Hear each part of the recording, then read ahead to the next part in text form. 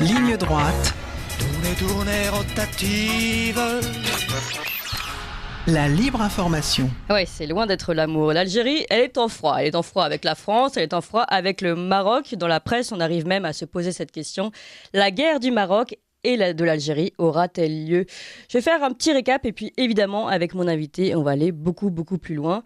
Samedi dernier, le président algérien, le président Abdelmadjid Tebboune, a annoncé dans une interview au journal allemand Der Spiegel qu'il ne fera pas le premier pas pour tenter d'apaiser les tensions provoquées par des propos critiques d'Emmanuel Macron sur la nation algérienne. Alors non, il ne fait pas le premier pas, il va même jusqu'à monter des échelons dans l'échelle de la tension géopolitique entre les deux pays. Lundi 1er novembre, on apprend que l'usage du français est définitivement interdit dans les administrations et dans l'enseignement algérien. Mercredi 13 octobre, l'ambassadeur d'Algérie s'est adressé à sa diaspora algérienne. Il a rappelé à ses ressortissants installés en France qu'il fallait intervenir dans la politique de l'Hexagone. Il a dit qu'il fallait s'engager auprès de son pays. Il est inadmissible que l'Algérie, qui possède la plus grande communauté étrangère, ne puisse pas constituer un levier de commande. Écoutez bien, un levier de commande pour intervenir non seulement dans la politique algérienne, mais aussi au niveau de la politique française. Et puis quelques jours plus tôt, évidemment, tout ça a été sur fond de tensions face à l'affaire des visas qui ont été réduits de 50% par la France, car l'Algérie refusait de prendre sa part aux OQTF, les obligations de quitter le territoire. Alors on apprend en plus finalement, information CNews, que depuis ce moment-là, aucune expulsion d'Algériens n'a été faite depuis un mois, malgré les demandes d'OQTF françaises. Ça c'est côté français, et puis côté Algérie-Maroc, ce n'est guère mieux. Depuis le 1er novembre et la mort de 3 camionneurs algériens dans le Sahara occidental, territoire disputé entre les deux pays, les relations entre ces deux voisins se sont fortement dégradées. Alger a dénoncé la gravité extrême de l'acte de terrorisme d'État en question, qu'aucune circonstance ne saurait justifier. Il a assuré que l'assassinat de ces 3 Algériens ne restera pas impuni, encore des mots très forts. Et puis officiellement, Rabat n'a pas répondu à cette provocation, même si une source marocaine informée a répondu « Si l'Algérie veut la guerre, le Maroc n'en veut pas. Le Maroc ne sera jamais entraîné dans une spirale de violence et de déstabilisation régionale. » Pour parler de cette déstabilisation régionale, je suis aujourd'hui avec Lou Vialet. Bonjour Lou. Bonjour Clémence, merci de m'inviter. Et vous êtes spécialiste de la géopolitique africaine, conseiller politique, auteur de La fin du franc CFA aux éditions VA Éditions et de Après la paix, des défis français, toujours chez VA Éditions. Alors pour commencer, à quel jeu joue ce président algérien qui semble mettre de l'huile sur tous les feux internationaux à la fois, en France et au Maroc ? Et est-ce qu'elle cherche vraiment cette déstabilisation régionale ? Vous avez raison de poser la question, parce qu'il y a une escalade de tensions qu'on avait rarement vue, et qui est même inédite. En réalité, le président Tebboune se comporte un peu comme un chien aux abois. Son pays vit une descente aux enfers économiques et sociales.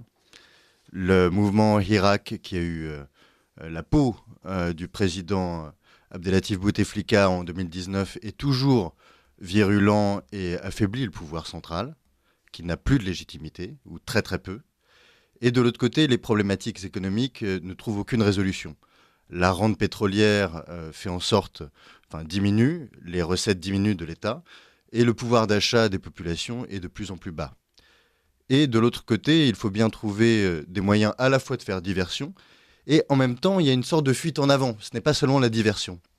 On s'aperçoit qu'avec le voisin marocain, les relations sont mauvaises depuis les années 60, depuis finalement la décolonisation. Et le conflit qui est en train finalement de prendre escalade en ce moment sous nos yeux, révèle en fait les limites de cette décolonisation. On va en parler. Et de l'autre côté, les relations avec la France sont dans un état de glaciation, où finalement on voit que cette fin de la coopération annoncée par M. Tebboune ne va non seulement pas régler les problèmes entre l'Algérie et la France, que la France est le pays qui reçoit le plus d'Algériens, qui est la diaspora algérienne la plus forte en son sein. On voit bien que cette manière de tourner le dos à la France montre que, au lieu de pouvoir régler les problèmes qui se posent dans son propre pays, eh bien le président Tebboune se trouve finalement, à insulter le monde entier, à reporter la faute sur à la fois la France, sur à la fois le Maroc, de trouver des boucs émissaires, et en même temps ça cache une réorganisation géopolitique, on va en parler peut-être, avec une nouvelle alliance, celle entre la Russie et l'Algérie, au sud de nos frontières. Alors, diversion, vous dites. Est-ce que, en même temps, cette déstabilisation peut servir l'Algérie d'une façon ou d'une autre ? Cette déstabilisation, vous voulez dire le fait de Le ne fait plus coopérer oui, de ne plus coopérer et puis de faire monter la tension entre ces deux proches voisins, la France et le Maroc. Est-ce que ça peut la servir autrement que seulement de faire diversion? Bien, assez peu en réalité, puisque, Oui, encore on a une du mal à fois, comprendre. Mais donc, c'est intéressant de voir que ce président ne pense pas à l'avenir de son propre pays. mais en même temps, il est incapable en réalité de gérer l'avenir de son propre pays pour essayer de museler les tensions qui sont les tensions internes en ce moment, à la fois une sorte de percée islamiste et une percée aussi du camp des démocrates et des droits de l'hommistes qui veulent absolument abattre un régime qui est un régime militaire, qui muselle la population et qui n'arrive pas à trouver les solutions économiques et sociales pour sauver le pays. La seule solution, c'est de montrer qu'il y a finalement des boucs émissaires qui sont la France, qui sont le Maroc, c'est une vieille ancienne de l'Algérie. Et en même temps, de l'autre côté, on voit une réorganisation qui se passe. C'est-à-dire que l'Algérie a conscience de ses propres faiblesses et elle se vend de plus en plus. D'une part, elle se vend à la Chine, en achetant notamment du matériel, en contractant des dettes auprès de la Chine. Et d'autre part, elle se vend aussi à la Russie qui a changé de doctrine géopolitique en Afrique et qui vient à nos frontières donner des armes à des États qui étaient anciennement des alliés ou avec qui on avait un dialogue profond, notamment l'Algérie. Et finalement, cette situation fait que l'Algérie essaye de montrer un petit peu qu'elle est forte, qu'elle est puissante, pour ne pas avoir à assumer ses contradictions internes et pour ne pas avoir à assumer ses engagements internationaux, notamment le fait de devoir récupérer, par exemple, ces délinquants, ces migrants, ces expulsés du droit d'asile. Elle n'est pas en mesure de respecter ses engagements, elle n'est pas en mesure de faire fonctionner son pays, et donc elle hurle dans tous les sens. Alors, vous parlez de la Russie. Quel jeu joue la Russie en ce moment avec l'Algérie? Alors, il se trouve que depuis la réforme de la Constitution de 2020, l'Algérie avait, vous savez, depuis 1960, l'Algérie avait cette doctrine de ne pas intervenir dans les affaires d'autres États. Et vous l'avez dit dans votre présentation, il y a quelque chose qui a changé. D'une part, parce qu'un ancien ambassadeur algérien en France a pu dire il y a récemment à la diaspora, il faut que vous interveniez dans les affaires françaises. Oui, de façon très virulente. C'est une manière de totalement assumer presque une ingérence. Guerrière, oui. Presque guerrière, vous allez le voir. Depuis l'été dernier, grâce à la réforme de la Constitution amorcée en 2020 par Tebboune, l'armée algérienne a pu s'entraîner avec l'armée russe en Ossétie du Nord. Ils ont notamment testé la nouvelle Kalachnikov ensemble. Et c'est un prémisse, si vous voulez, à une nouvelle alliance entre, d'une part, la Russie, qui, vous savez, a une sorte de stratégie expansionniste en Afrique, et qui est non seulement au Mali, on l'avait vu, mais en Centrafrique, par exemple, ou alors en Afrique australe. Et donc, on voit cette nouvelle alliance qui se dessine à nos frontières, qui est un peu comme une alliance de revers, puisqu'on l'avait bien vu, la présence russe au Mali, le Mali est à la frontière de l'Algérie, cette présence russe se faisait contre la présence française. Tout à fait. Elle se faisait contre même notre réputation. Elle se faisait contre la stabilité même du Mali et de toute la sous-région. Et ce qui est intéressant, pour continuer dans ce parallèle avec le Mali, c'est que vous aviez bien montré à l'époque que la Russie profitait aussi de la déstabilisation d'un État éclaté qu'est le Mali. Et là, on a l'impression qu'il se passe la même chose, puisque l'Algérie a l'air d'être plus éclatée que jamais, plus faible que jamais, plus vulnérable que jamais. Et ce faisant, puisque finalement nos frontières sont de plus en plus vulnérables, puisque le régime algérien, l'année prochaine, on sera aux 60 ans, à l'anniversaire des 60 ans de l'indépendance algérienne. Et vous voyez comment est-ce qu'on va le fêter. C'est-à-dire que la question de la dépendance, en réalité, et de la fragilité totale de l'Algérie se pose, puisque finalement, elle est en train de se vendre d'une certaine manière, de se lier avec les seules puissances qui restent pour prolonger la vie de son régime. C'est ce qui se passe. Et en même temps, en ce faisant, elle a un comportement agressif, mais elle nous empêche aussi d'intervenir au Sahel, par exemple, où nous avons Barkhane, en bloquant l'accès à son espace aérien, tel que Abdelmadjid Tebboune l'a voulu, pour empêcher l'armée française de pouvoir rejoindre facilement Barkhane et ses positions au Mali, en bloquant aussi son espace aérien au Maroc. Elle s'isole de plus en plus. Elle fait, alors est-ce que c'est une guerre froide, une guerre chaude? On n'en sait rien, mais elle provoque une forme d'escalade du conflit. Et pendant ce temps-là, comme je l'ai dit, il y a toute cette réorganisation, le fait qu'elle se vende à ces puissances comme la Chine, comme la Russie. Et on voit bien qu'il y a un autre dessin géopolitique qui se passe à nos frontières. et qui est un dessin qui est hostile en réalité à nos intérêts. Mais est-ce que la France n'aurait pas intérêt à se tourner vers le Maroc, allié peut-être idéal et stable, sachant qu'on peut peut-être le rappeler, que les dernières élections législatives au Maroc, je crois que c'était en septembre dernier, ont montré la victoire des partis libéraux et la défaite des islamistes.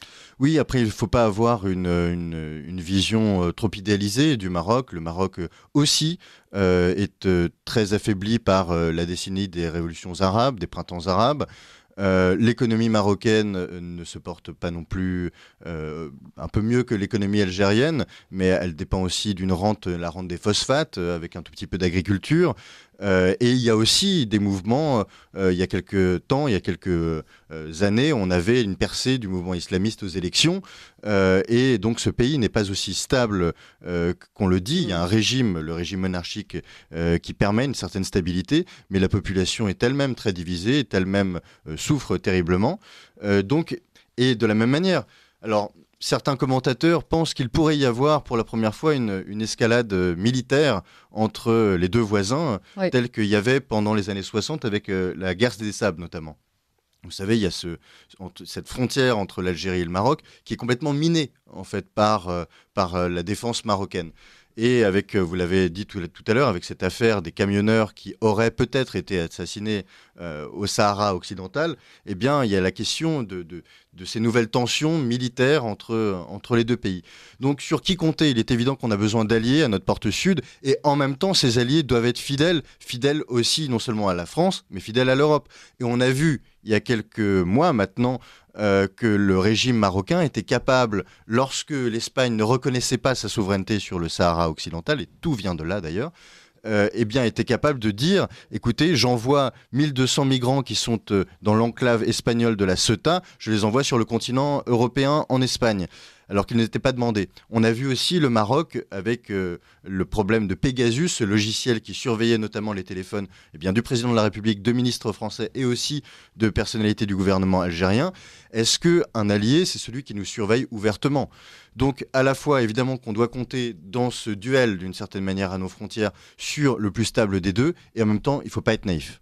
Bon, alors maintenant je voudrais vous parler de la France. Quel jeu, on se posait la question, quel jeu joue l'Algérie, quel jeu joue le Maroc, mais quel jeu joue la France avec un Emmanuel Macron relativement paradoxal qui montre par moments des accès de force et par moments de faiblesse face à l'Algérie?